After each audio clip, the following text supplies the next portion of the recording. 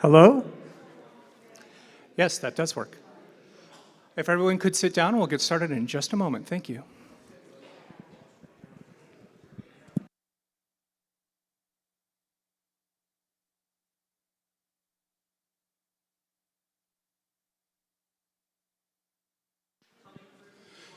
To is berlig, the slithy toes, the gyring gimbal in the wabe. All right. And a percentage of the room understood the reference.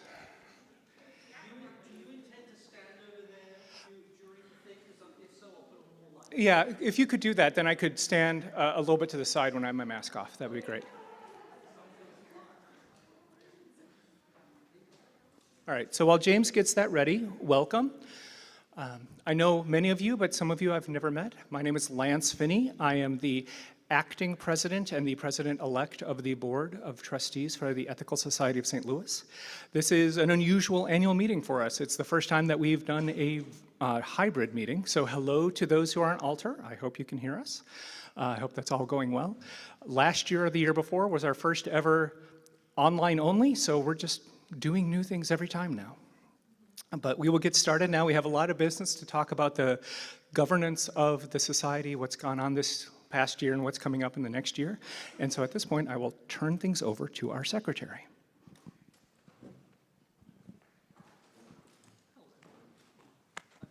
So the meeting minutes from last year's annual meeting have been on the website, and they're also linked in your annual report. So I will ask if anybody has any questions about those minutes. Okay, not seeing any questions. I'll pass it back over to you. All right, thank you. So at this point, I'm going to give the first of two speeches that I'm giving here, one as the outgoing president and one as the incoming president, which is a little odd. And I'll talk more about that in a while. I'll actually go into pretty big detail about what happened with that and why. But the point of this speech is the state of the society. And I was on the pledge campaign, and this year our theme was unprecedented challenges, unprecedented opportunities. And while I obviously am biased as one of the people who helped come up with that, I think that that is a good summary of where we are. We have had unprecedented challenges. We still have unprecedented opportunities. There's a lot of things that we can do to grow, but the challenges are still there. If I were to say one word to describe the state of the society, I would say it's recovery. We are coming out of a world that we've never had before. And we all know this. We all know what has happened in the last 2 years nationwide, but the way, or worldwide actually, but the way that it affected us was, as you know, we were closed completely. The building was closed for over a year. And as we were at this meeting last year, we were still closed. And we were planning to reopen. And we successfully did reopen in September. And we came back with COVID guidelines and restrictions and ropes on the seats and various policies to try to keep us safe. And then Omicron happened, and we had to step back. We were closed again for a month or a month and a half. But then we opened up again. We are in that recovery. A lot of things have changed for the society over the last 2 years. A lot of the programs that we had before have come back, but a lot of them have not. And we are in a state of recovery. Our youth group and our coming of age have continued. We saw the students up here 2 weeks ago. But SEEK is in the need of reboot. Our SEEK director has left. And even before she left, when it came back, we were really, unfortunately, not doing the level of ethical education for our children that we wanted to be giving them. And in some ways, our SEEK was observed playtime. And that's not what it's supposed to be. We want it to be more. We came back. We came back to have a place for our families, and we weren't giving the families as much as we wanted to be giving them. And that's going to be a challenge for us for this next year. But some things are back. We had our first Sunday lunch last week or the week before. Thank you to the Humanist Hangout for doing that. But other things are not quite back. Forum is not quite back. Colloquy is not quite back. We are in transition period. But we are all here. We have not been able to be here in person for a while, or for a meeting like this. Our platforms are going well. We have our musicians. We have opening word speakers. We've had some great outside speakers. Sarah Kensier came and brought a lot of attention to the society. And after the invasion of Ukraine, we had a speaker from, I believe, WashU, is that correct? Who gave very interesting conversation about Ukraine. We are satisfying some of the needs of our society, but we're still in recovery. Other aspects, I also want to say, through that, in order to be able to do all that, it took a lot of work by staff, leadership, and volunteers. James, in particular, had to do things that we had never asked him to do, that were never part of his original job description. For a while, in addition to being up here leading the Sunday mornings, he was in the back corner doing all the AV for here and on virtual. That's above and beyond. Fortunately, James was able to find Jake. What's his last name? I forget. All right, found Jake, who was able to help out and do AV work in the back for us to take some of the load off James so that James can focus on the parts of the platform that we would expect our leader to lead. But it has been difficult. He did a lot. The board has done a lot. Our volunteers have done a lot. We've had volunteers bring back a lot of our groups and do a lot of work for us. James also hired in Laura Nottingham, I know her last name, to be our membership coordinator. And that brings me to the next point. Among our challenges is that our membership is lower than it was before we went into the pandemic. Now, by looking at the numbers so far, we have not lost people at a higher rate than we did previously. Every year, 10% attrition through moving away or death or just not being interested in the society anymore. And that level of attrition is about the same as it has always been. But during the pandemic, we didn't make up for that by bringing in new people. People were not coming into the building and meeting us and getting to know us and joining our community. So over the last year or so, we've lost about 10% of our membership. Now, with Laura Nottingham as our membership coordinator, things are coming back. We do have new members. We introduced some new members a few weeks ago for the first time in a while. You can look by the main doors downstairs, and there's pictures of our new members, young and older. It's great. We are getting new people in, but having 2 years, we're not having people in the coming into the building. It shows up in our numbers. And the other place it shows up in our numbers is something that Steve Harris is going to be talking about. Our pledges are down. Even though we had the lovely banner downstairs that Louise designed for us, our numbers are down. Steve is, as I said, he's going to talk about it more, so I may be stealing some of his thunder, but our pledges are the lowest that they've been in years, and it's even worse when you take inflation into account. Now, fortunately, for the state of the society, we have significant reserves. Over the decades, members and their families have been very generous to the society, so we have significant endowment and reserves, an operating reserve and other endowment to help us get through this time. Even though our pledges are down, we are in no immediate financial strain or concern. I just want to make sure everyone knows that. But the long-term trend would not be good if this continues. And it will cause us to have some serious conversations and challenges. If our numbers keep coming down, do we pull more from the endowment to be able to keep the same services? Do we invest more from the endowment to be able to have a larger staff and to provide more in the hope that more people come in? Or do we retract in order to save money? We're going to have big conversations as a community about these things. So we are, as I said, I want to stress, we are in no immediate financial risk or concern, but our numbers are down. So now I want to talk a little bit about something that's going to be a bit inside baseball. It's about the board and why I'm talking to you at all right now, because I wasn't planning to be. But it's about something that's important about the governance of the society, and that's, after all, the point of tonight's meeting, so bear with me. As many of you know, but I'll go into the details just for those who don't know, our governance structure is that we have a board of 7 members. And within that board, we have our secretary, and we have 3 presidents. presidents are elected for a 3-year term. And the middle year of that term is the year when the person is serving what you expect a president to be doing, being the face of the society, running meetings, organizing committees, meeting with our leader, all of those things. But that's only 1 year of the 3 years. The first year of the 3-year term, we have a president-elect. And that year is intended for the president to be learning about the society, learning about the board, learning about the governance of the society, but also specifically to be focusing on the finances. So the president-elect is on the finance committee, and the president-elect runs the pledge campaign.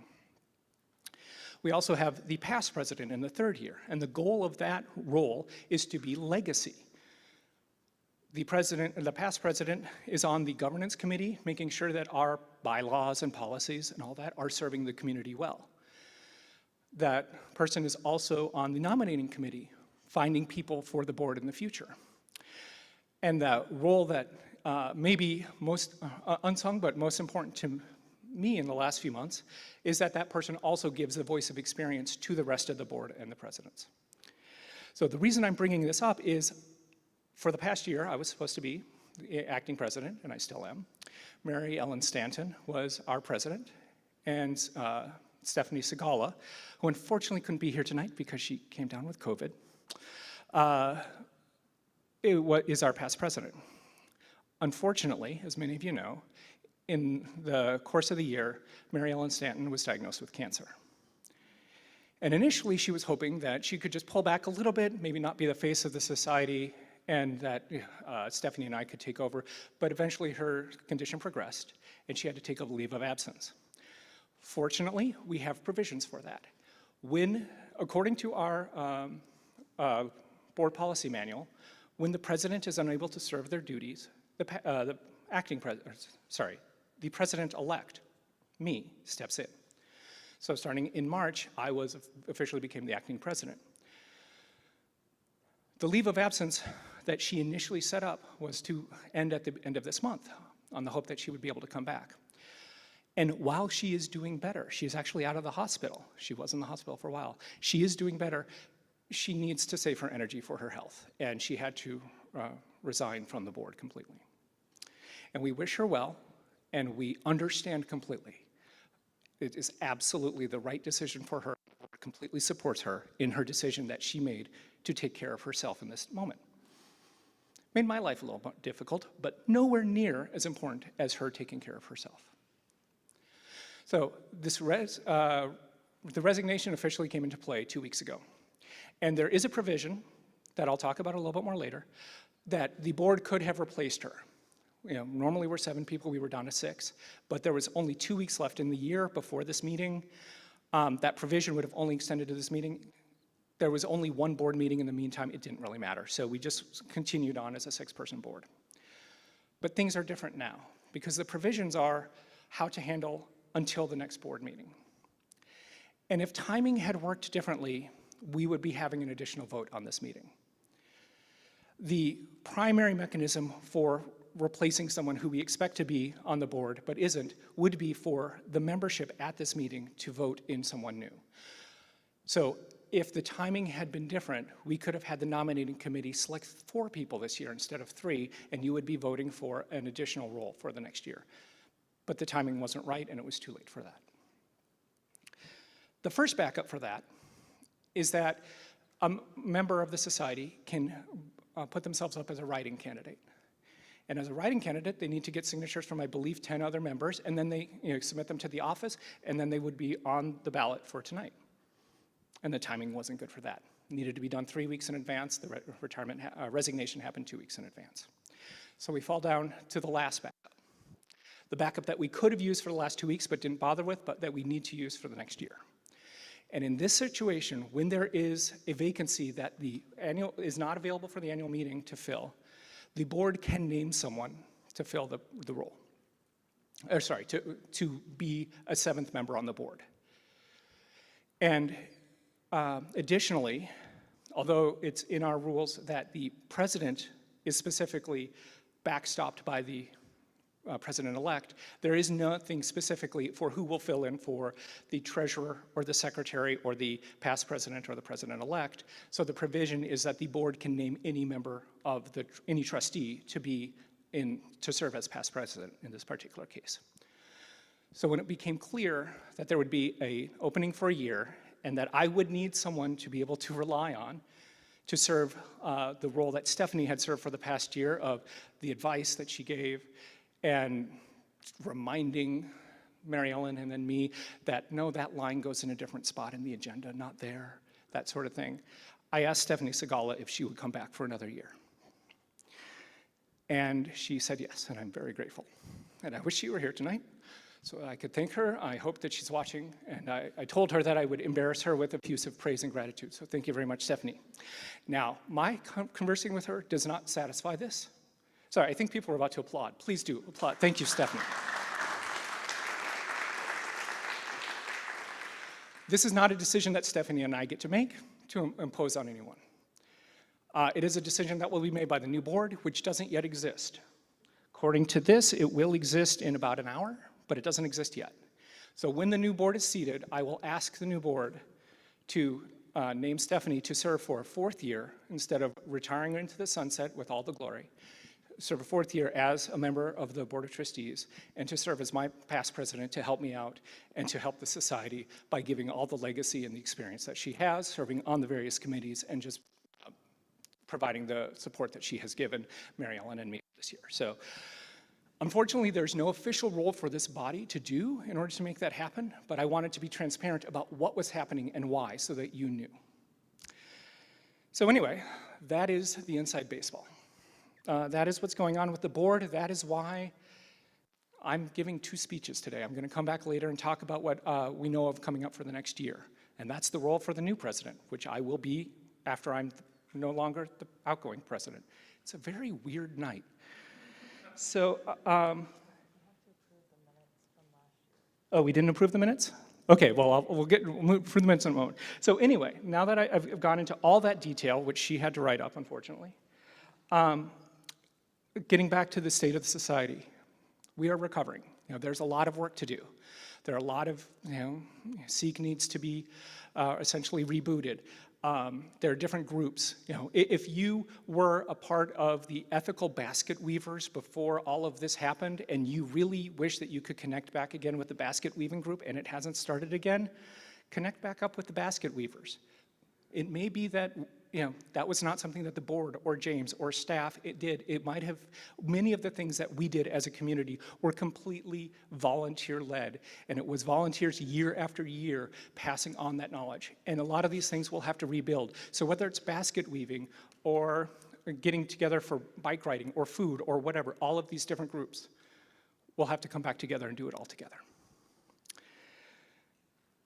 So, so that is my state of the society report, and thank you, Katie, for reminding me. We need to approve the minutes from last year.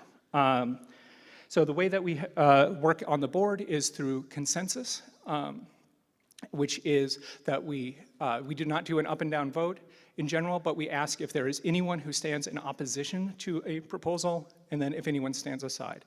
So proposing the membership minutes. Does anyone stand in opposition to accepting the minutes from last year?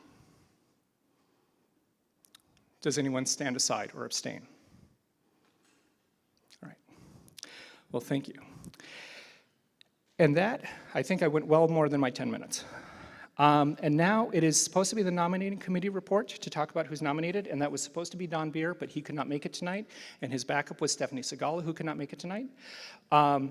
I did not think I saw other members of that committee, Rachel Jones, Bob Pickard, or Angie Postal here. All right, I will keep talking then, and I will fill in for that.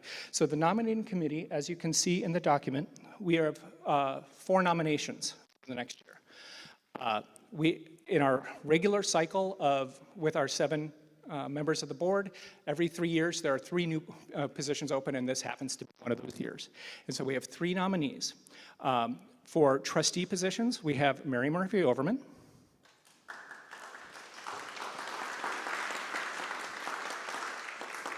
we have Samantha White, And for the president-elect position, the first year of the 3-year cycle that I already talked about, we have Trish Cowan.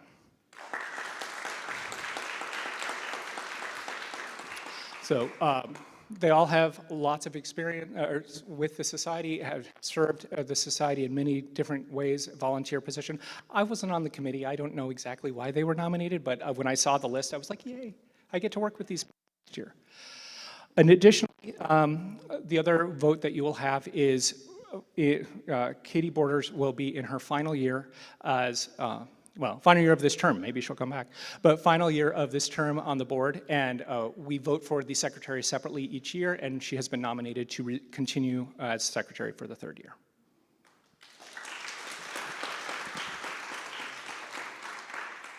All right, and since I wasn't planning to say the nominating committee report, I don't know if there's anything else to say, but that's what I have to say. So I will now pass the conversation over to James.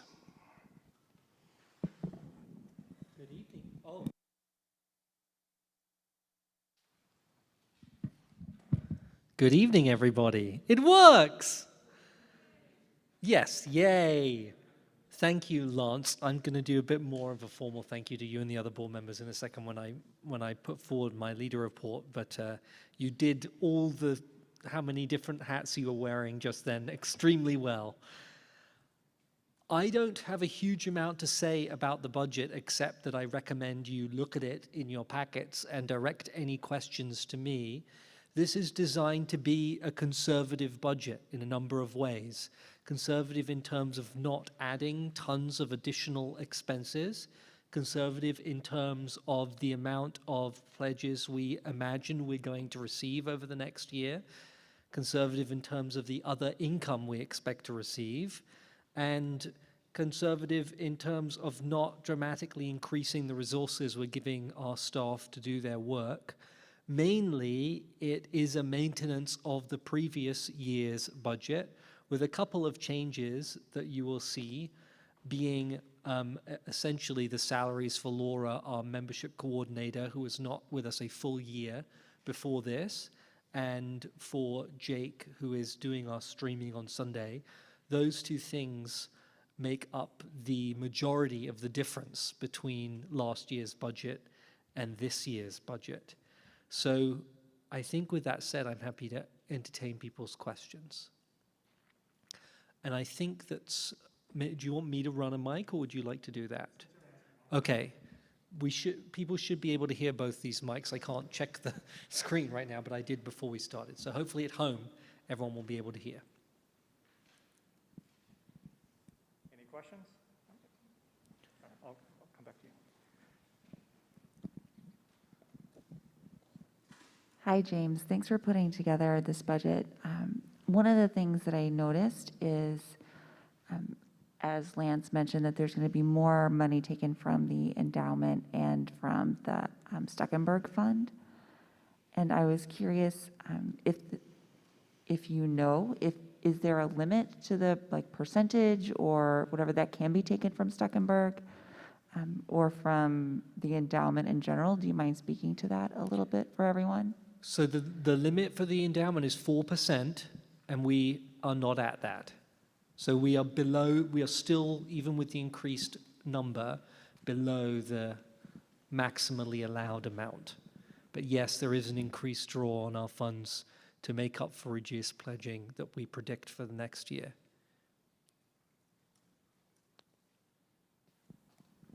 Yes, I just want a clarification, James. You said differences in expenses for personnel that would include the membership coordinator. Is that actually on here, or is that something that is to be added on here?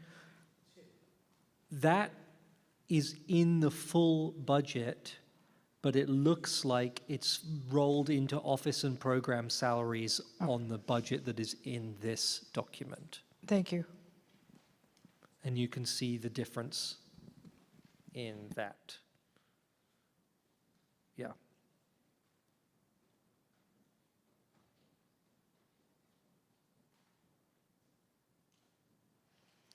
I guess, there's a question. And then actually, if people can say their names when I give them the mic. The first was Crystal White, and the second was Sue Williams. Yes, thank you.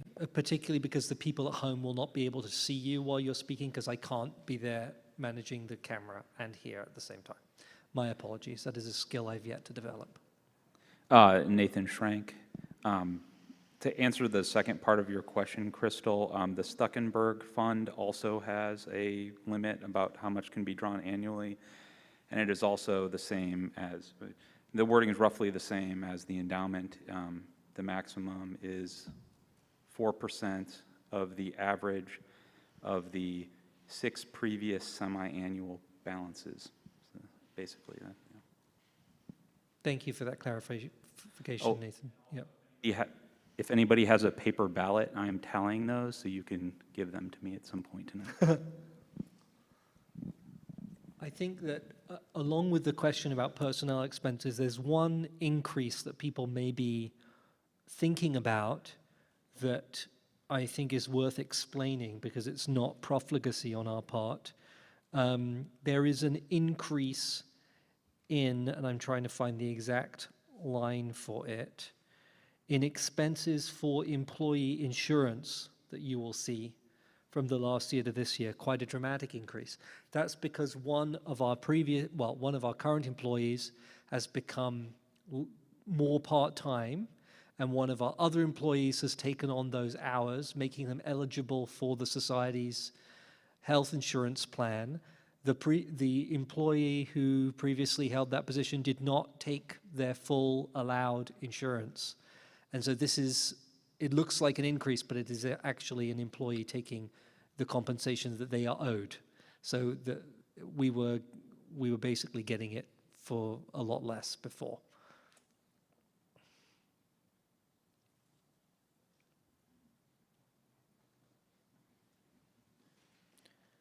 So we have an online question that I'll do just while you wait.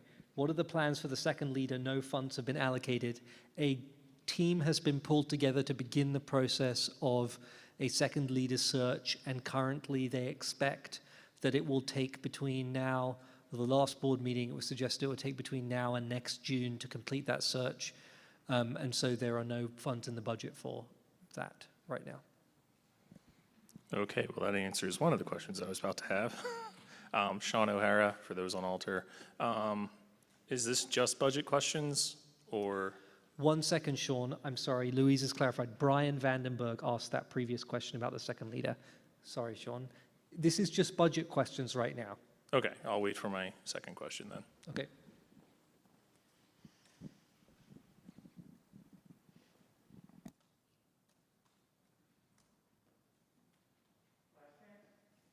This will be the fewest questions anyone's ever asked about a budget ever, which is perfectly fine. Lance, we did it.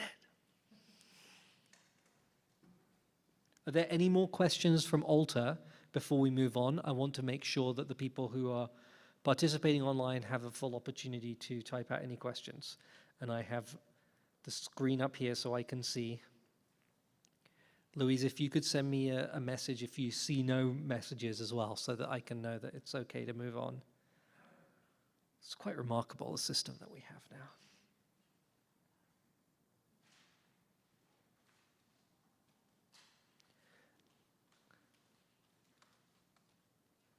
The tension mounts.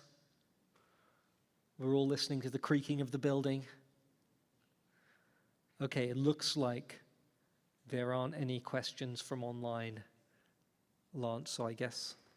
Oh, wait, Louise is typing? Yeah, okay, we're good. All right, thank you.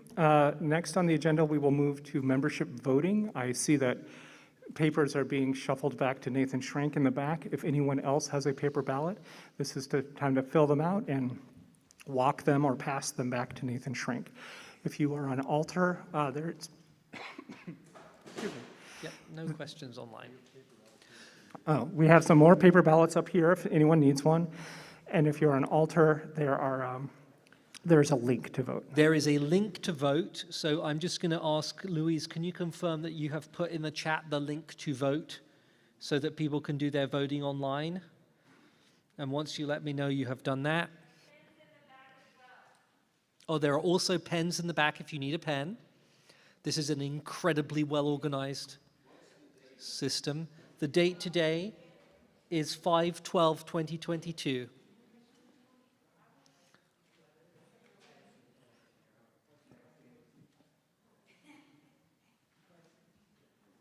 Okay, the link has been shared online, so it's in the chat.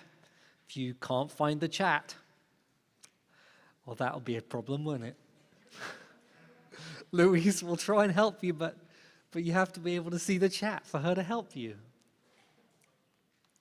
It's on the right of the screen. There's a series of bar icons, and it looks like a chat bubble.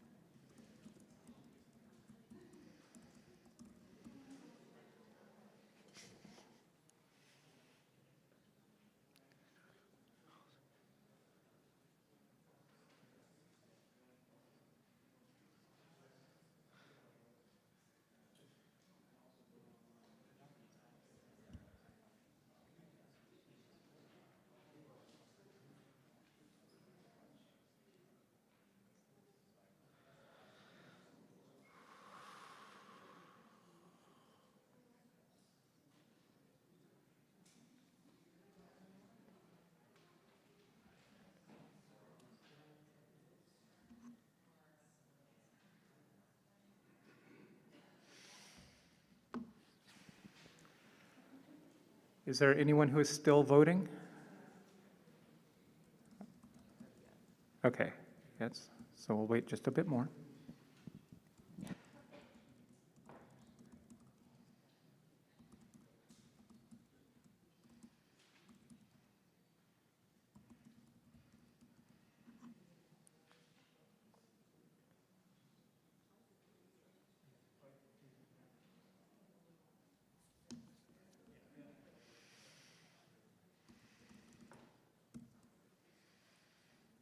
Since we have a bit of dead time here, this might be a good spot for the White sisters to make an announcement that is not on the agenda. Oh my. Oh my, no more pie. Uh-oh.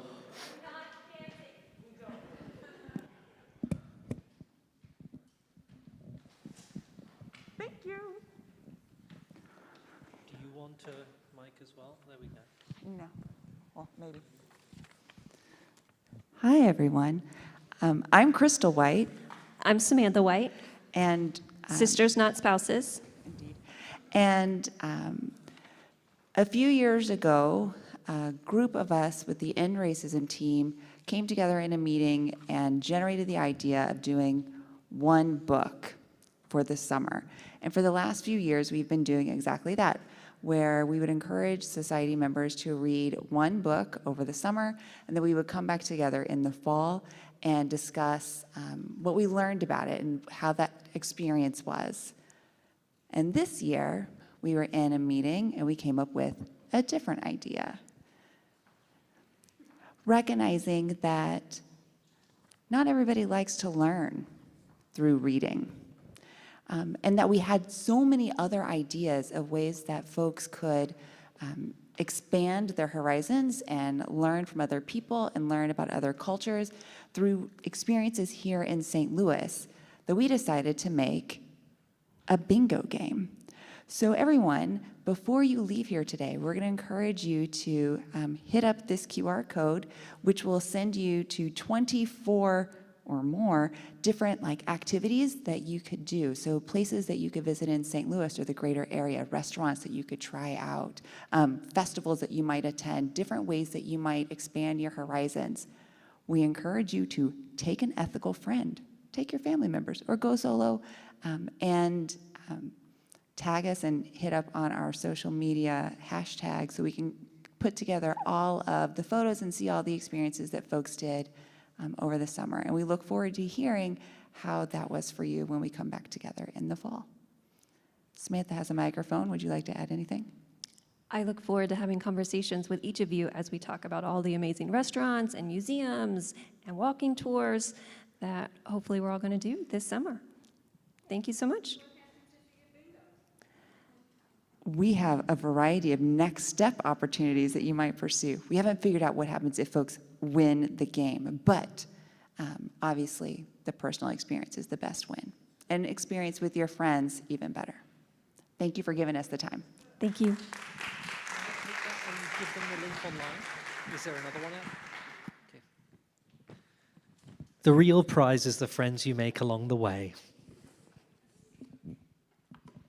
Are we, has everyone had a chance to vote now? All right. At this point, we will have James giving his leader report. Hello, everyone. I want to start by giving a special note of thanks to the board, and especially to Lance and Stephanie and Mary Ellen. Yeah, you should applaud them.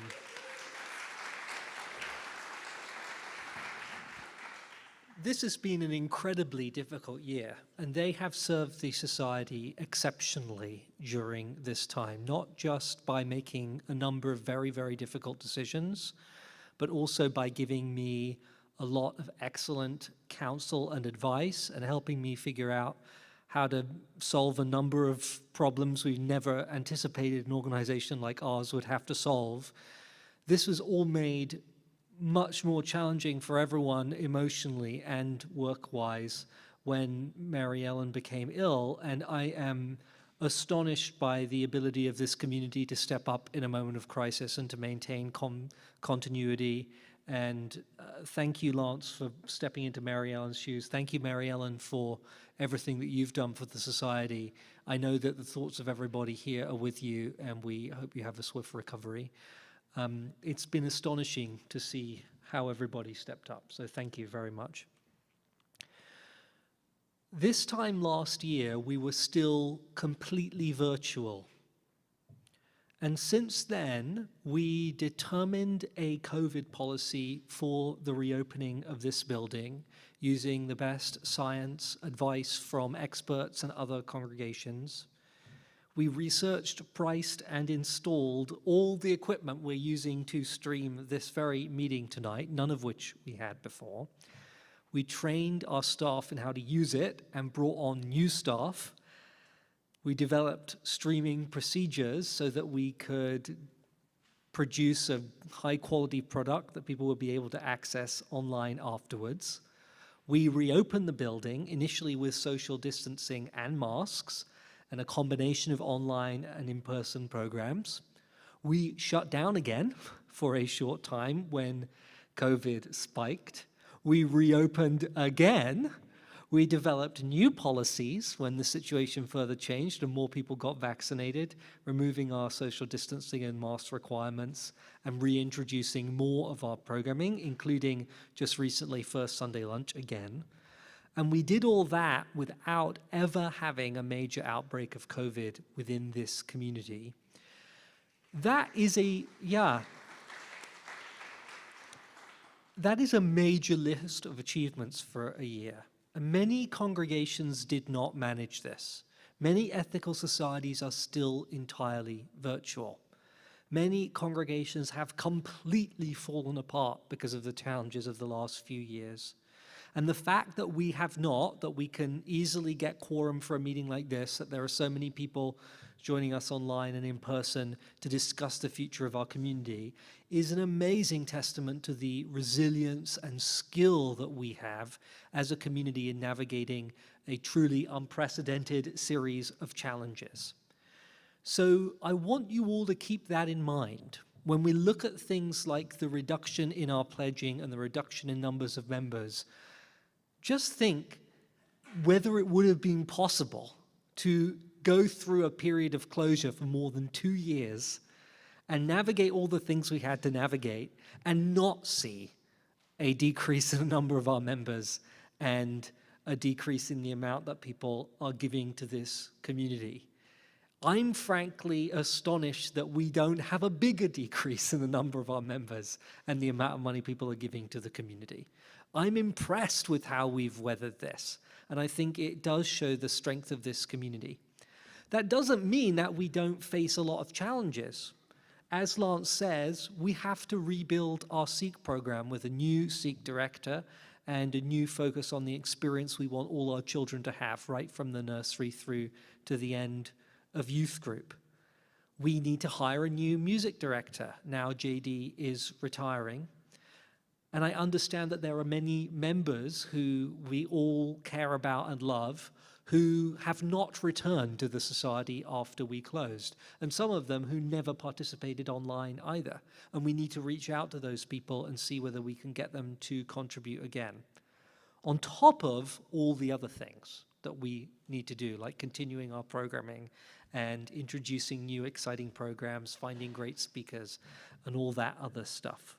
So it's not going to be easy, but it's not going to be easy for any community like ours in this situation. We're having to do something that communities like ours rarely have to do, which is pull back together and find people to, find a way to bring everyone back into community with each other again. So I personally, I'm proud of how we got through what we did. I'm worried about some things, but I'm mainly proud about how we got through what we've been through. And, I like these opportunities to take the temperature of the membership and see how people are doing. So I get to have questions now, right? Yeah. So what questions do people have for me? Okay, Sean has his second question from earlier. Thank you, Lance, for running the mic. This cannot be about Civil War. Oh, okay. I've been banned from Civil War questions. Fair enough, I accept. Don't even try it. Yeah. Great, you're all laughing at me. Sean O'Hara. James, I just wanted to get some information on your sabbatical, if that has been formalized yet, and if there's any more information on that. Please. Yes, the board asked me to delay it, and we came to the agreement that I will be on sabbatical from December through the end of May. So this December through the end of May next year. beginning of December to the end of May.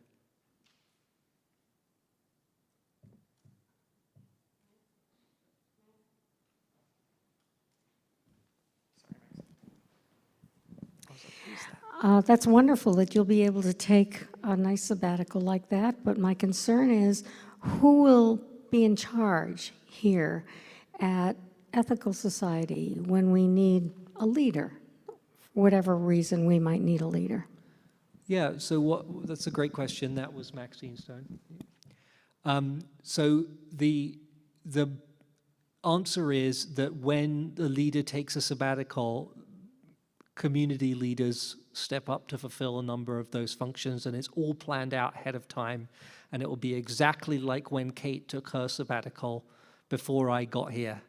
So the community has done this before and will know how to do it. So, I mean, I can't give a whole lot of details because we don't have the full plan in place yet, but rest assured it will be like I never left.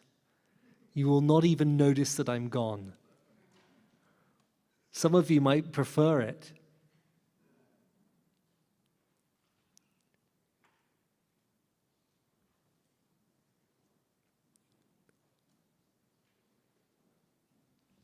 And please state your name so your daughter-in-law knows who you are. Nancy Borders-Wang, and I'll ask the big elephant in the room question. What about platforms at 10 o'clock versus 11 o'clock? That's a great question. So when I proposed that change, we suggested we would try it for a year and see how it goes after that. So I'm not sure whether we count the online bit or not as being part of the year, but we haven't had a year of that yet, and we still haven't introduced the post-platform programming that we were hoping to do. I don't think any of us really expected the pandemic to drag on quite so long and be quite so bad. When we've done it for a year, we'll come back together and decide whether you want to keep doing it that way. And I'm totally open to people saying they don't want to do it. I've heard from a lot of members who like it and a lot of members who don't like it. It's possible that one time doesn't suit everybody, and there'll always be disagreement over that. So I think we just have to come back together like we did when we made the decision initially to try it out and make a decision together as to whether to continue it. Well, that's a good question. The question was, when will the year be up? When will the year be up? I guess that's a really good question because we had to close down in the middle for a chunk, and I don't know whether you count that or not. But how about we say we reconvene at the end of this programming year, which will be soon. It's like at the end of August, and have a community meeting and see how we feel about it. Does that sound fair to you?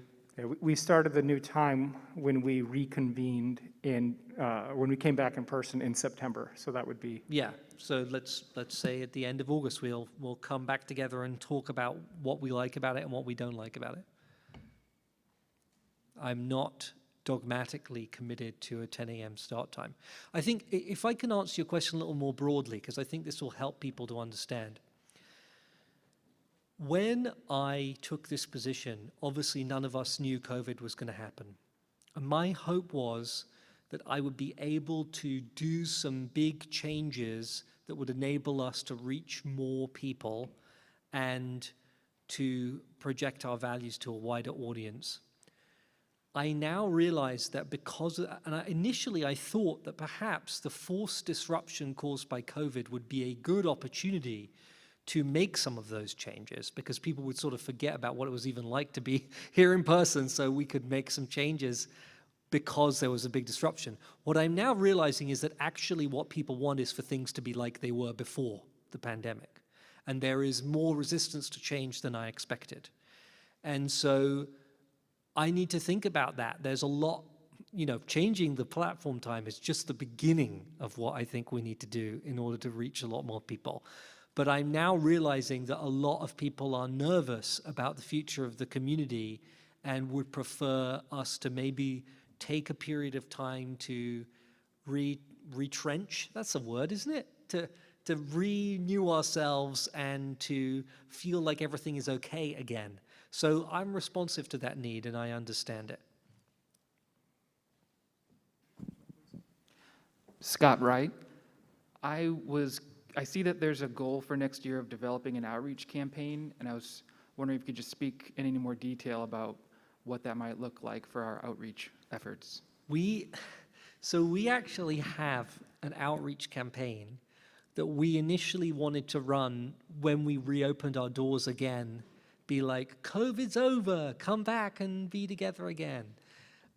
Actually, that's the whole slogan of the campaign, being human together again, right? And it's a whole series of, it's really quite cool, and I'm very excited about it.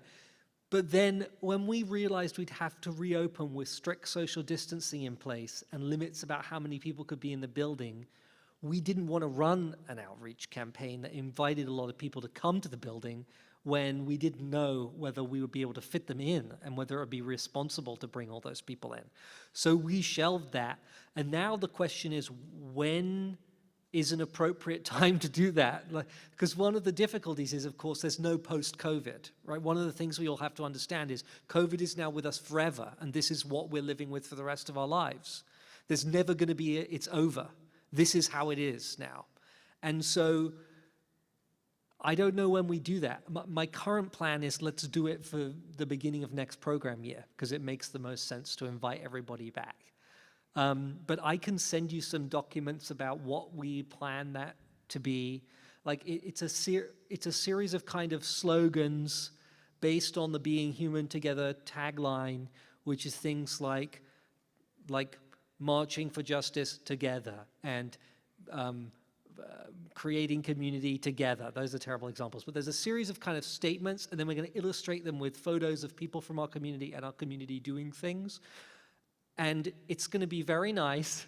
I'm very excited about it, but we haven't pulled the starting gun on it because we didn't want to invite a bunch of people to come and then say, actually, you can't come in the building.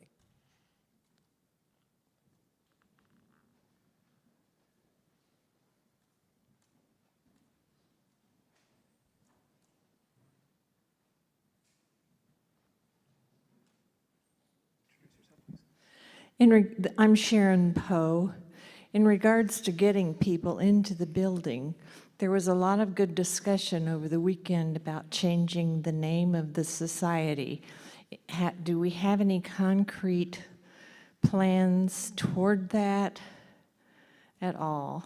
No. Because I think Humanist Community of St. Louis would be a good replacement. So, good question. There are no concrete plans. I mean, I think I've said, I said on Sunday, and I'm happy to say, I think, and new members say all the time that the name is off-putting and old-fashioned, and it doesn't encourage them to want to join us. I agree with that, but I also know that this is something that the community would have to decide together, and it can't be something that I or anyone else just says, we're now changing the name of the Ethical Society of St. Louis. So we would have to have a managed conversation about any such change. And right now, honestly, I have to think about people's willingness to accept certain changes and the amount of energy it would take to push them through. And so I have to kind of triage what I think are the most important things. I think I'm going to try and get the ability to allow you to have coffee and water in the auditorium before I try and change the name. But I'm still fighting that one. I've been unsuccessful so far. Ken Forrest. Getting back to the platform time, I think waiting until the end of August is not appropriate. Seeing how the calendar for the society has to be set up far in advance, I would suggest that the beginning of August we have a committee meet and have an online poll or feedback of how the members feel about the timing. And I think there should be some multiple options, such as going back to the 10 o'clock or have a 10:30 or even an 11. But anyway, for your consideration. Yeah, that's actually a good point. Since we have to invite speakers ahead of time, we probably should make a decision a little earlier than the end of August, and we certainly should poll members somehow. I'm always a bit wary of polling folks because the percentage of responses you get is never high enough to be confident in the answers, and you only get the people who are most committed to their response answering. So what I suspect we would get if we did a poll was the people who don't like it would be much more likely to respond than the people who do, and that gives a skewed perspective. But we can definitely find ways, different ways to bring members' voices into the conversation for sure, and we should do that before August.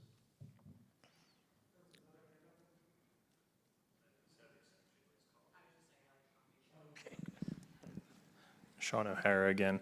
I guess 2 questions about former programs. One, can you flesh out, I guess, like what happened to the SEED program possibly, and then also what are the future plans for the SEED program? Because I think that's one of our keystone programs for the society, and even though I don't want children, I would want the people who have children here to have that flourish.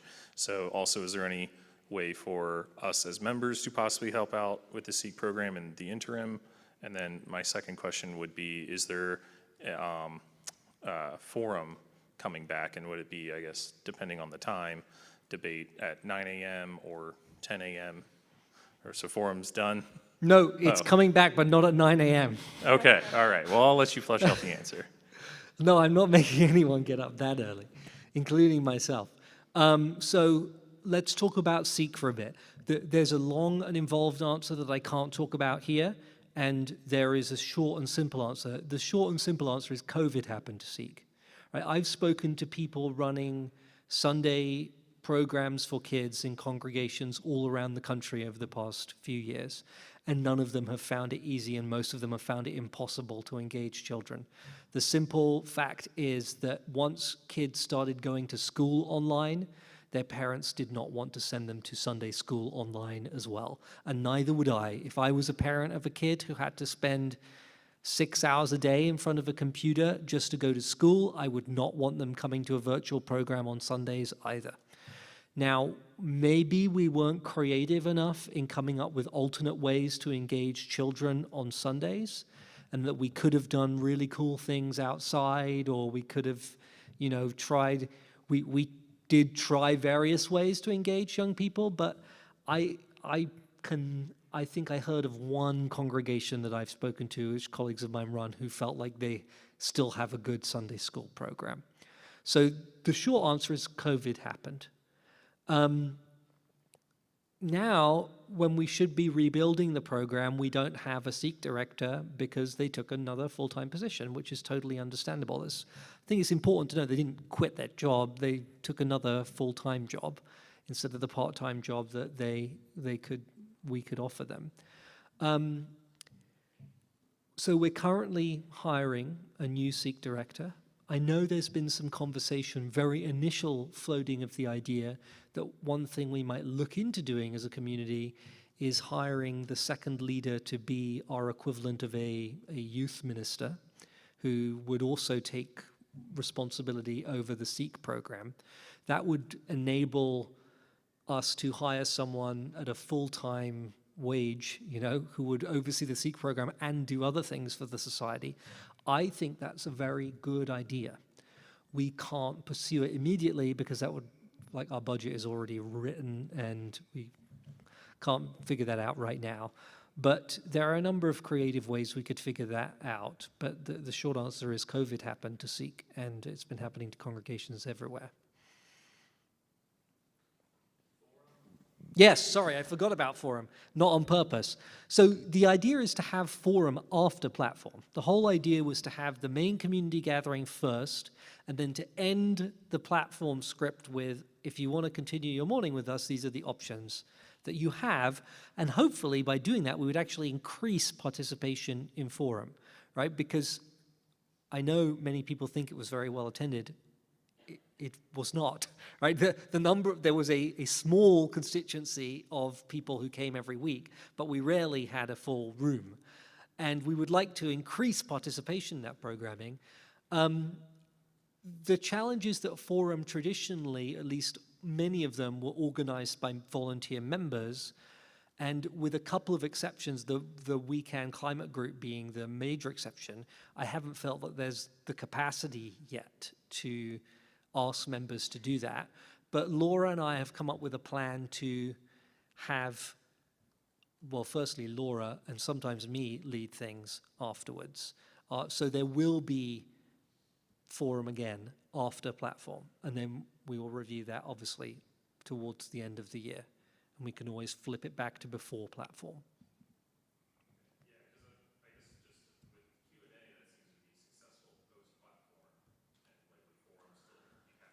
Yes, it will be another option as well as the Q&A.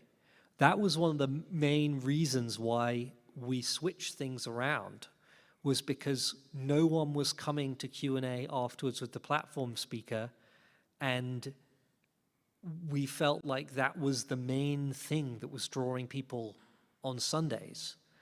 And this room was completely unused during that hour of programming, which meant that we weren't making maximal use of our resources. Now, this room is still used for 2 hours on Sunday, right? We get the platform and then the question and answer session, and forum can still happen downstairs and things like that. And we've seen a massive increase in the number of people who stay for the Q&A, which is sometimes, honestly, better than the platform, right? Sometimes the questions are better. And so I think that that's actually been successful. Of course, it hasn't been competing with anything up until now. So who knows what happens when we compete, when forum, is an option and people have to make a choice between what they go to. But we'll see. We'll see in the next couple of weeks when we start doing it again. Nancy Borders-Wing again, and I was just wondering, what is your feeling about the people that stay home because they can get out of bed, eat their breakfast, and turn on Alter versus coming actually to a platform? Do you think there's a lot of those out there? Yeah. And basically, I think it's great for people to have the option to connect with our community any way that they want. I mean, I'm going to be honest with you. What we are doing now is massively harder than what we were doing before we closed and while we were virtual. Being an only in-person community is something we knew how to do for ages. Being an only online community is something we learned how to do very quickly and got pretty good at it, frankly. Being a hybrid community is much harder than either of those things because we are simultaneously running 2 communities. And it has major impacts on our staffing, right? Louise currently is the host every Sunday morning for the virtual platform. She's there to answer people's questions, to respond to the chat, and to say things to make people feel like there's some sort of connection between them. She didn't have to do that before, right? She didn't have to take that time to be that person. We didn't have to have what is quite a complicated series of technological gizmos and gadgets to get any of this working at all, right? It is difficult to do this. And I think we're doing it pretty well. The upside is it enables people to connect with our programs who otherwise wouldn't be able to connect with them. Obvious example was on Sunday, we were able to have 187 people online, many of them not from anywhere near St. Louis. Downside is it splits the community. Some 40 or so people who I think is an average of our Sunday gatherings online would normally, many of them, be in this room. And the feeling is different when we have 40 less people in this room. It just, as an old theater kid, I can feel the difference when the room is however many % full compared to the more full it used to be. That's difficult, but that challenge is never going away. Those people are not just going to start coming back in person. And I think the wrong decision would be, let's just close down the stream and say, screw it, those people, if they don't want to come, they can't be part of our community. Because this is the way the world is going now. And we need to find a way to make it feel like a warm community. So like one thing we could do is we could rope off some rows so people are forced to sit closer to the front or whatever. Or we can do things to deal with the fact, the best thing would be to grow a lot, but we could do things to deal with the fact that there are less people here in person. On average, our combined attendance is pretty much the same as it was before COVID. It's not I think, dramatically different. That's one of the things we're doing differently, by the way. Now we are recording every Sunday in the spreadsheet exactly how many people come in person or online, so we can track it and see what we can do to increase the number. But I guess that's my broad thought is I think it's great that they join us. Hello, everyone at home, whatever you're wearing or not. We're glad to have you with us, but it also causes, it gives us challenges, like, you know, the feeling that not everybody is here. Louise, how many people do we have online right now? You can tell me while someone else is asking a question. Oh, sorry, we've got another question from online. Let me take this, another question from Brian Vandenberg. The fiscal situation is rather concerning. The degree of our financial problems is not very public, so most are not aware of degree of loss of our income. Should we create a greater sense of public urgency about the need for funding as a way to spur greater contributions? Well, I guess I have to admit, I don't feel an enormous sense of urgency currently. I would have expected our pledges to have decreased during COVID, and they didn't.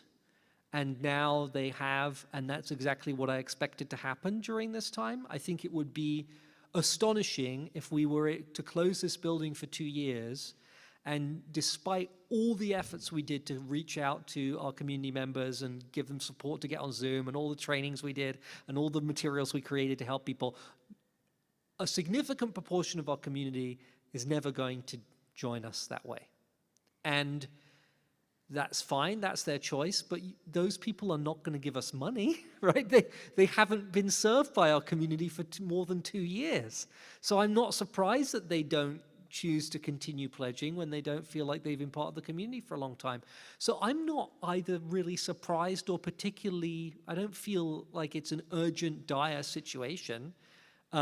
We have not had to cut a ton of staff positions. I mean, the main thing that we cut from the budget over the last 2 years for COVID was the second leader, right? That was the main expense we cut. I think it's important for me to say that that means that at the beginning of this pandemic, we went from 2 full-time clergy person to 1, and that was me, right? And I had to learn to do a lot of things I've never had to do before, and it's not like we stopped doing a ton of the things that we used to do. We kept trying to do everything we were already doing when we lost a full-time clergy person, so I'm really very tired. But the financial situation, I guess, doesn't seem particularly urgent to me. I think it will maybe feel urgent if in another 3 or 4 years, when the world has become more a post-COVID world, we see where we are, and if we're doing poorly then I think we can worry about it. But as I said, we haven't even pulled the maximum we're allowed to pull from our funds right now. So we're still growing our endowment while we're doing this, assuming that the returns are as good as they should be, Steve. So I don't feel particularly urgent about it. Maybe I'm wrong about that. Mary Murphy-Overmann. One piece of information that I think has been in past annual reports that is not in this one is our actual membership count. Do you know what that is? Yeah, it should be, I guess, I thought it probably was in here. Is it not in here? I don't know if it's in here, but the number is 334, and I know that because we had to be able to count the quorum. Or 333, sorry, making the quorum of 34. Yeah. So we lost about 40 members during the whole of COVID. It's about in line with our annual drop in membership, but we didn't replace them with new members. So. And yes, you can check it's not true of all the ethical societies, but it's true of most of them. Hi, Crystal White. This isn't a question, it's just a shout out. I really appreciate the efforts that you've done in the streaming to make the Ethical Society more accessible to folks. Like, I'm not certain that we always think about that, but providing providing the streaming service means that folks who would normally not be able to be here can. And I think that's a real outreach opportunity, and I thank you for taking leadership on that. So Thank I you. just wanted to shout you out. Thank you. Yeah, and that's definitely true. I mean, there are members of our community who are immunocompromised who cannot come in person right now. So if we turn off the stream because we prefer everyone to come, we're just telling them they can't participate in our programs. And that, I don't think that would be ethical, to use a term that's close to our hearts. I am aware that it is now 8:45 and way beyond the time that I'm supposed to have taken for this. I want to stress one thing. I always want to hear from you your honest thoughts about how we're doing. I get the impression that a lot of people express their concerns about the society to each other and never to me. Maybe I'm incredibly intimidating. If so, I apologize. That's not how I intend to be. I would like to, I'm actually not really very defensive about this stuff at all. Right? I know I've made some big mistakes over the past 2 years, and I'm pretty confident that I've done some good things too. So please come to me if you have further questions or issues that you'd like to raise. I'm very, very happy to hear from members. Thank you to everyone for their questions and James for answering them. Next on the agenda is recognition of new members. Yes, I'm just going to do something in the interest of time, very quick. I mean, I can't, honestly, Lance, I can't remember how we usually do this. I remember the memorials, but do I read the names of the new members as well? I haven't done this for ages. We're having a thumbs up from Crystal, yes. Okay, I read the names. So I'm just going to read out the names of our new members. So I am very delighted. Oh, and ask them to stand up if they're here. Okay, if you wish and are able to stand up if you're here and new, please do so at the same time. If you are joining us on Altar and you're new, please make yourself known to Louise so we can uplift you that way too. But our new members since last year are Batul Al-Samadi, Michelle Elmore, Jamie Frazier, Madeline Gray, Megan Koos, Rebecca McElprang, Paul Midden, Josh Nissenbaum, Justin Pantaleo, Gualtiero Piccinini, Catherine Ryan, Amber Thrasher, Kaylee Torres, and Stacey Youngers. Congratulations to everybody who's joined the Ethical Society.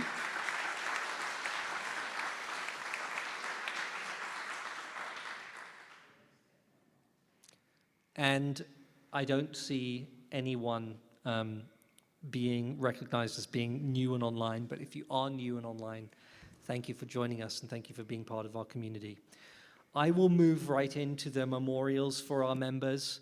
There are only 3 memorials listed for members in the annual meeting, so I'm just going to read their names and chime the chime after their names, and then we can have a moment of remembrance. I'd also invite you to remember anybody that you have lost in these incredibly difficult times. This is our first annual meeting in person since the onset of the pandemic that has just recently claimed more than 1 million Americans' lives.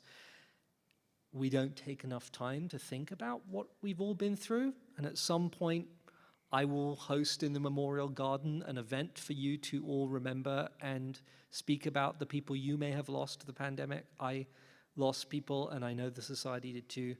But today, particularly, we remember, where's my list? We remember Nora, Frances, and Martha. And I will just ding this ding, and we can think about everyone for 1 minute.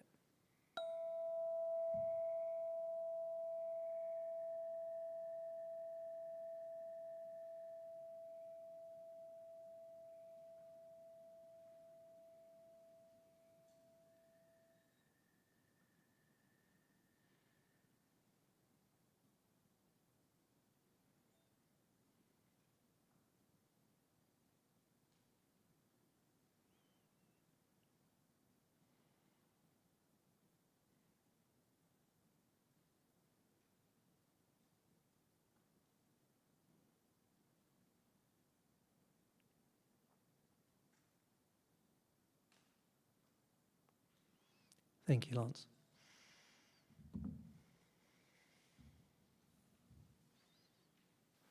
right, thank you. I'll now invite up Steve Harris, our treasurer, for his report and then his recognition of special gifts and bequests.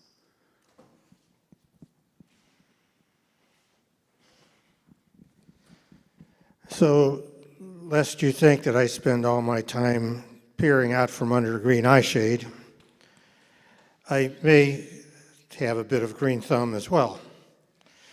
And as I was planting my bananas, which have to stay inside because they're tropical, I thought this one would be a nice door prize. So I will leave it to the MC to decide who should get it. Anyone is eligible. So I want to make 2 points about the finances, and then, of course, I'll take any questions that people might have.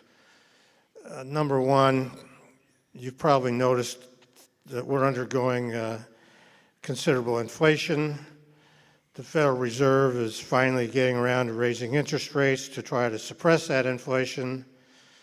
The result has been pretty hard on stocks and bonds, which make up most of our portfolio.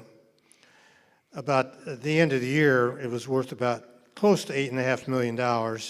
As of today, it's just around $7 million. So in the space of less than a half a year, that's a substantial decline that I thought you should be aware of. And the second point is that the $280,000 we think we're going to get in pledges for this coming year is the lowest amount in nominal terms. That's an economic way of talking about things. Since fiscal year 2013, and then before that, the next lowest was 2009. Now, James may not be alarmed by that, but I do think people ought to be aware of it. And furthermore, if you take inflation into account, the amount that we're expecting to get for pledges is the lowest during my time as treasurer, which goes back to 2006, and I was on the Finance Committee a couple of years before that. So, but it's also concerning. That I'll entertain any questions that people might have.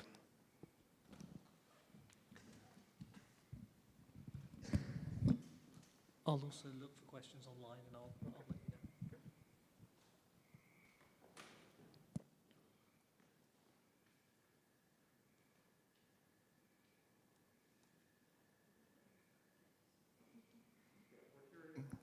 We're hearing literal crickets, which is interesting of being up here in the evening.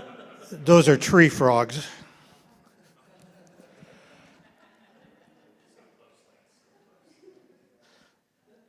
Are there any questions for Steve here or online?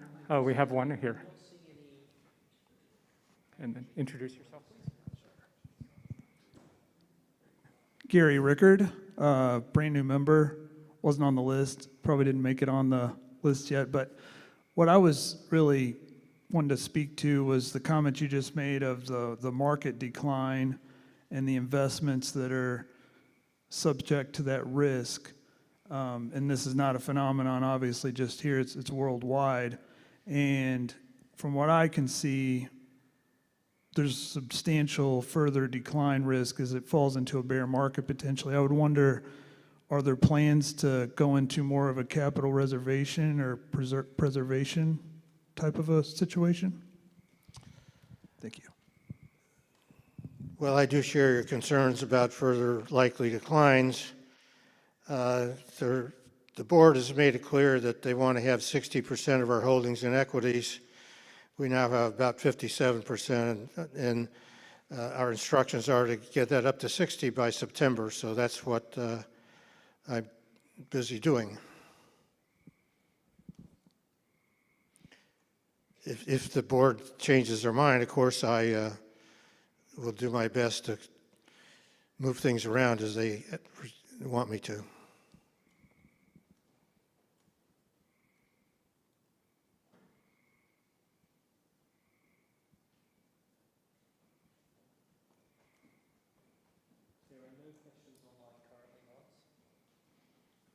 Shall we move to the recognition of bequests?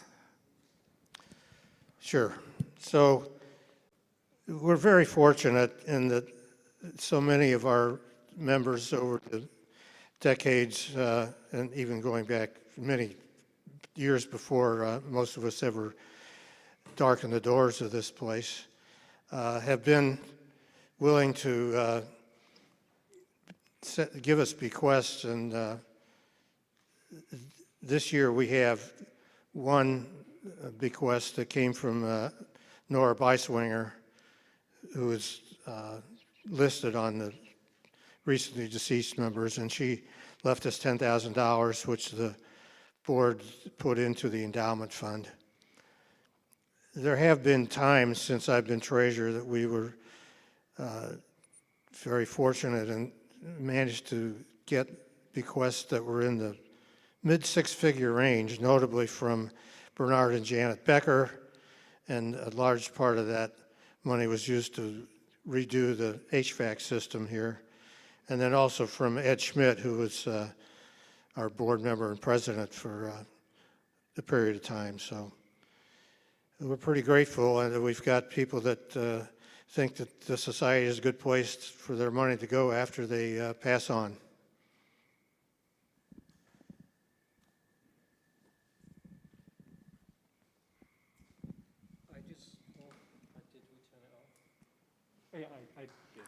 I just want to take a moment to thank Steve.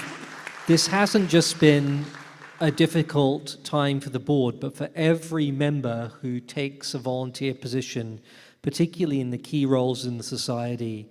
And it's difficult to manage money and budgets when the economic climate is not so good, and when you're seeing a decline in membership and no one knows how much money things are going to cost when you have to do new things like installing cameras and microphones and things like that. And Steve, you've done a fantastic job, so please everyone thank Steve for that.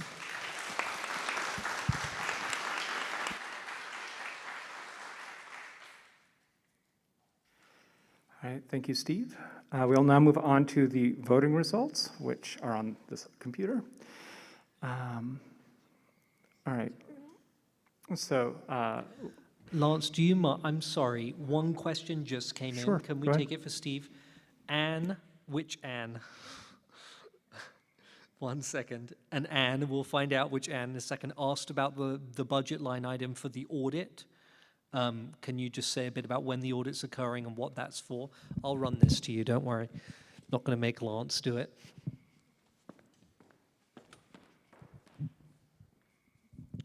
Well, the policy book says that we should have an audit, or a version of an audit, maybe somewhat less complete, every 5 years. It's been about 6 years since we had one. I know the board is interested in engaging somebody to have an audit probably as of the end of this fiscal year, which is the end of May. But we haven't selected anyone yet, and we still need to go into the process of interviewing likely auditors. Thank you. Sorry, Lance. All right, reporting the results. So on the question, do you approve Trish Cowan-Williams, President-elect, to serve on the Board of Trustees for a 3-year term? The vote was 71 yes, 1 no, and 1 abstain. For the question, do you approve Samantha White to serve on the Board of Trustees as a trustee for a 3-year term? It was 73 yes, 0 no, 0 abstain. For the question of do you approve Mary Murphy-Overmann to serve on the Board of Trustees for a 3-year term? The vote was 72 yes, 0 no, 1 abstain. And for the question, do you approve Katie Borders to serve as secretary? The vote was 72 yes, 0 no, 1 abstain. And for the question, do you approve the proposed budget for the 2022-2023 year? The vote was 69 yes, 0 no, 4 abstain. So all motions pass. Thank you.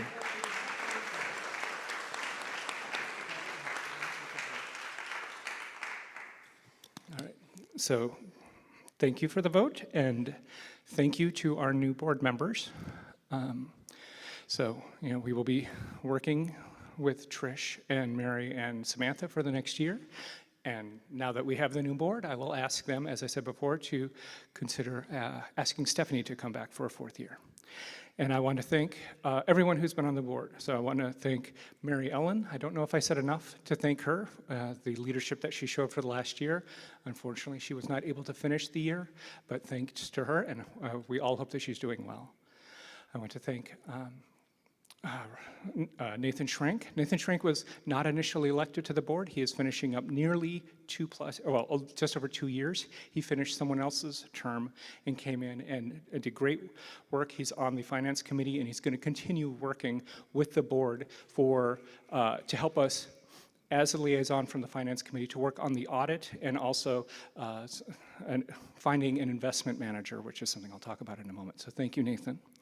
Thank you to Ray, who finished up 3 full years of a term.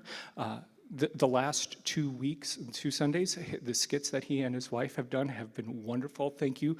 I wonder how many people are in the room because of your skit, so thank you. In addition, I want to thank Stephanie again for the 3 years that she served. Stephanie and I actually served together on the board about a decade ago, and we are both back now, and I'm so grateful that she'll be back for another year if the board approves after being asked. Thank you to Katie for serving as a secretary. I've had that role before. I know how hard it is. She does a great job, so thank you. And Katie is our because Mary Ellen is not able to finish, Katie is the lone person from her class who will be on the board this year. I also want to thank the people, Kit, who came in with me.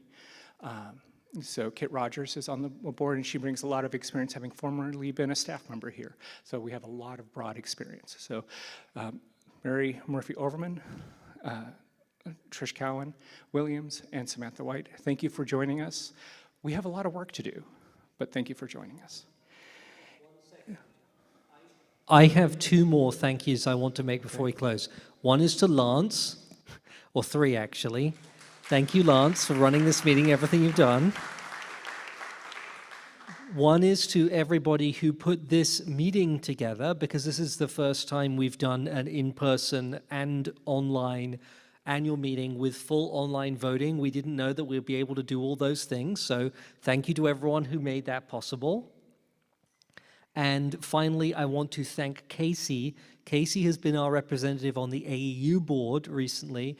It has been a very difficult time to be a representative on the AEU board, and she served impeccably, and she deserves our thanks for representing our society and its values so well as well. So thank you, Casey, for that.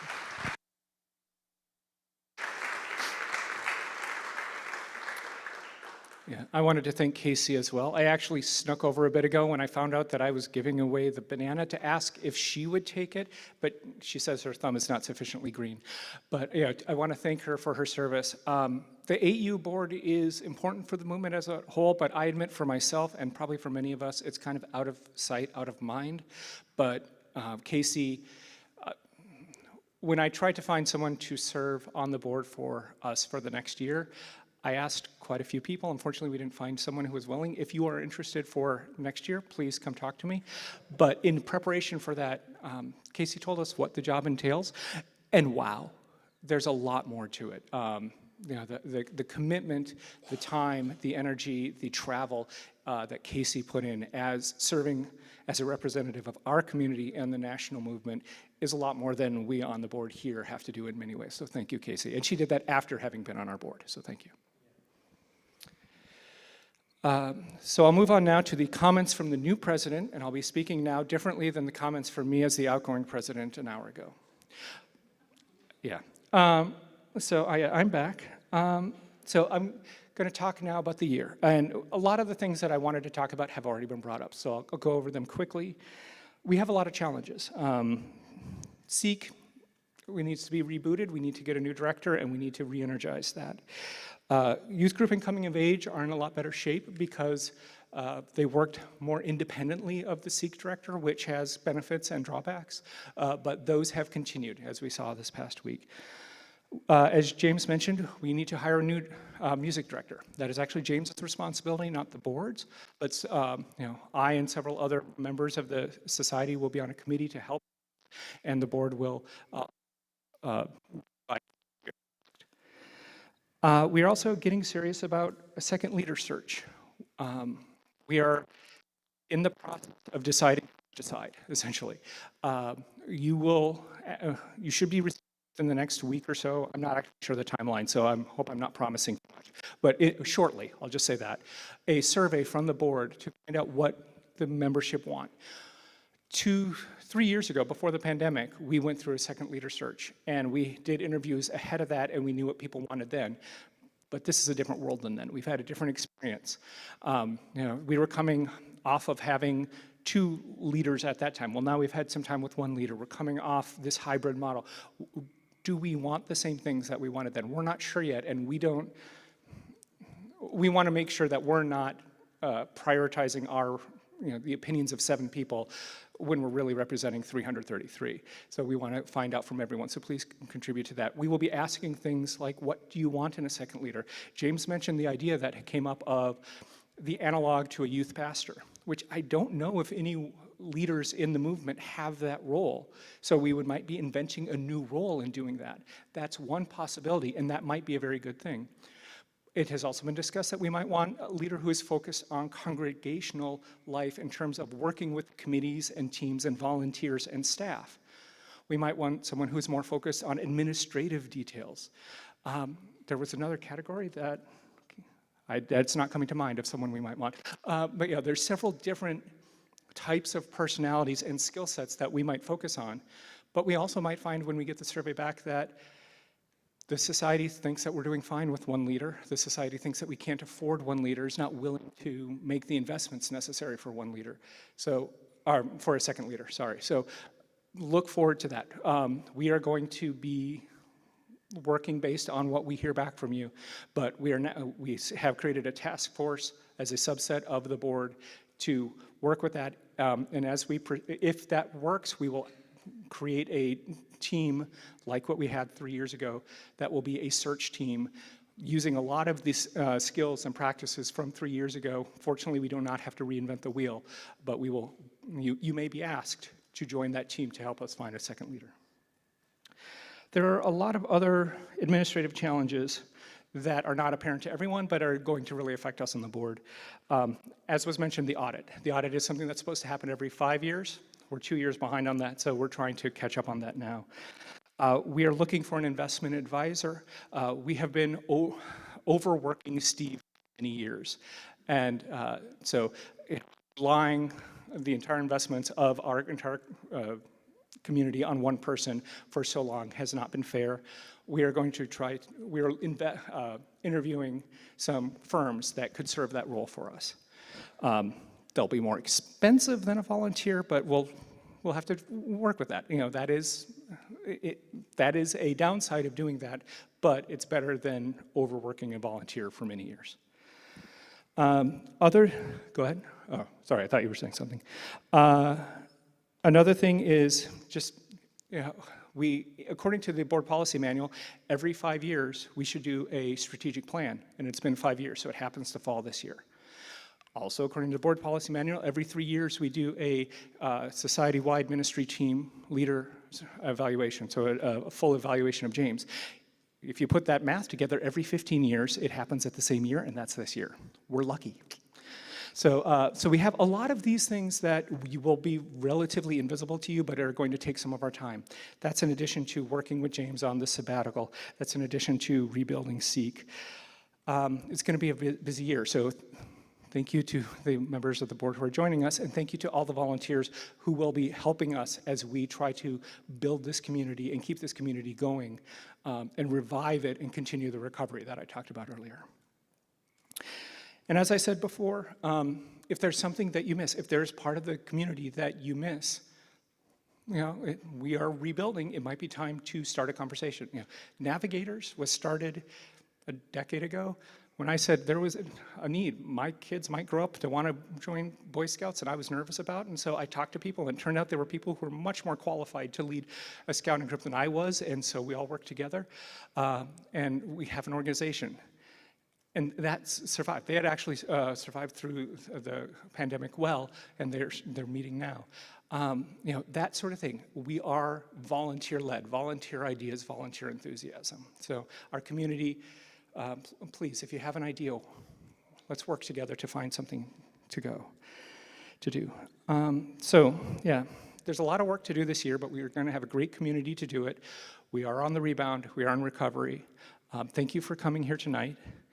Also, I was reminded that there's still some dessert downstairs, so please, take your dessert home with you if you need to, but enjoy some dessert. I have a hand from Crystal. Yep, scan the QR code for the summer bingo. So thank you very much. I wanted to give the banana to Casey to thank her for her service. Is there someone in particular who would really like a banana plant? Is there someone with a green thumb? All right, Lindsay. Dr. Lindsay will get her a banana plant. Thank you. Thank you, Steve, and thank you, Lindsay. That is all I know of for the agenda. I will entertain a motion to adjourn. I have a motion from Crystal. Do I have a second? All right, let's get out of here. Thanks.